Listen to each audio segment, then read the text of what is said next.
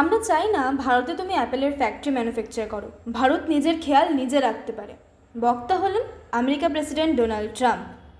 15 মে বৃহস্পতিবার তিনি কাতারে এক প্রেস কনফারেন্সে বলেন যে তিনি অ্যাপেলের সিইও টিম কুকের ওপর সন্তুষ্ট নন, কারণ আইফোন তৈরির জন্য ভারতে ম্যানুফ্যাকচারিং প্ল্যান্ট তৈরির কথা ভেবেছে টিম কুক। ডোনাল্ড ট্রাম্প নিজেই গণমাধ্যমে বলেন, টিম, তুমি আমার বন্ধু, আমি তোমার সাথে খুব ভালো ব্যবহার করেছি। তুমি $500 বিলিয়ন ভারতে নিয়েই যাচ্ছ, আমি চাই না তুমি ভারতে সেই নিয়ে কাজ করো। ট্রাম্প কুককে এটিও বলে যে কুক, যে $500 বিলিয়ন তুমি ভারতের ওপর খরচ করছো সেটা মার্কিন যুক্তরাষ্ট্রের ওপর করো। And we have Apple, as you know, it's coming in. And I had a little problem with Tim Cook yesterday. I said to him, Tim, you're my friend. I treated you very good. You're coming in with $500 billion, but now I hear you're building all over India. I don't want you building in India. You can build in India if you want to take care of India.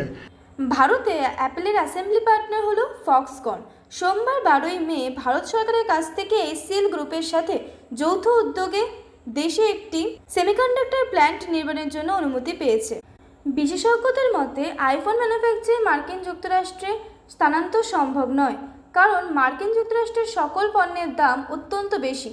যদি মার্কিন যুক্তরাষ্ট্রে iPhone তৈরি হতে শুরু করে তাহলে তার দাম $1,500 থেকে শুরু করে $3,500 পর্যন্ত হতে পারে, অর্থাৎ ভারতীয় মুদ্রায় 1,28,363 থেকে শুরু করে প্রায় 3 লাখ পর্যন্ত চলে যেতে পারে একটি আইফোনের দাম।